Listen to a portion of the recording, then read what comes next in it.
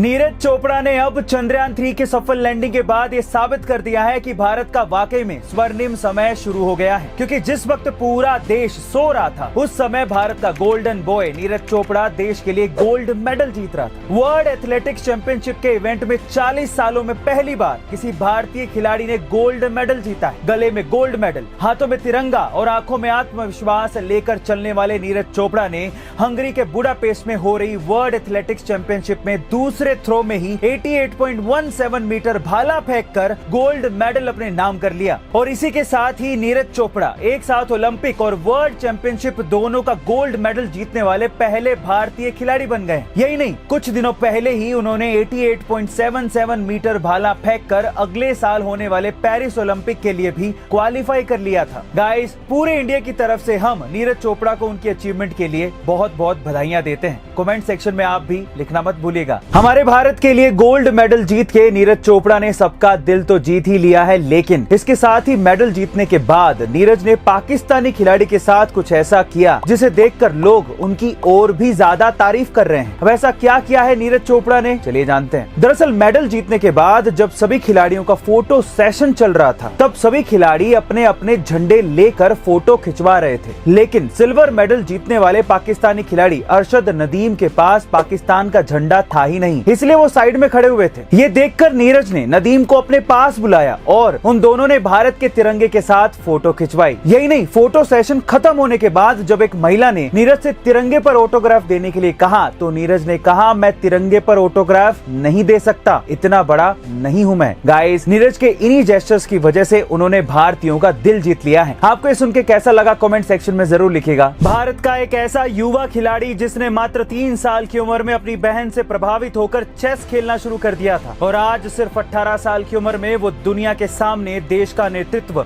उस खेल में कर रहा है। कौन है ये खिलाड़ी, चलिए जानते हैं। इस होनहार खिलाड़ी का नाम है आर प्रज्ञानंद, जिनका जन्म 10 अगस्त 2005 को चेन्नई के एक मिडिल क्लास परिवार में हुआ था। बचपन में जब प्रज्ञानंद अपनी बहन को चेस खेलता देखते थे तो उन्हें भी चेस खेलने की उत्सुकता होती थी, और इसी चीज को देखते हुए प्रज्ञानंद के पिता रमेश बाबू ने 3 साल की उम्र में ही प्रज्ञानंद को पास के ही चेस अकेडमी में दाखिला दिलवा दिया और मात्र 8 साल की उम्र में प्रज्ञानंद ने वर्ल्ड यूथ चेस चैंपियनशिप जीतकर FIDE मास्टर का खिताब जीत लिया। 2016 में मात्र 10 साल की उम्र में उन्होंने इंटरनेशनल मास्टर्स का खिताब और 16 साल की उम्र में उन्होंने वर्ल्ड चैंपियन मैग्नस कार्लसन को रैपिड चेस में हराया था। और अब साल 2023 में मात्र 18 साल की उम्र में प्रज्ञानंद वर्ल्ड चेस चैंपियनशिप में दुनिया के 2 दिग्गज चेस प्लेयर्स को हराकर उपविजेता बन गए। लोग जब ये पूछ रहे थे कि विश्वनाथन आनंद के बाद भारतीय चेस का भविष्य कौन होगा, तो इसका जवाब अब मिल गया है। नाम है आर प्रज्ञानंद।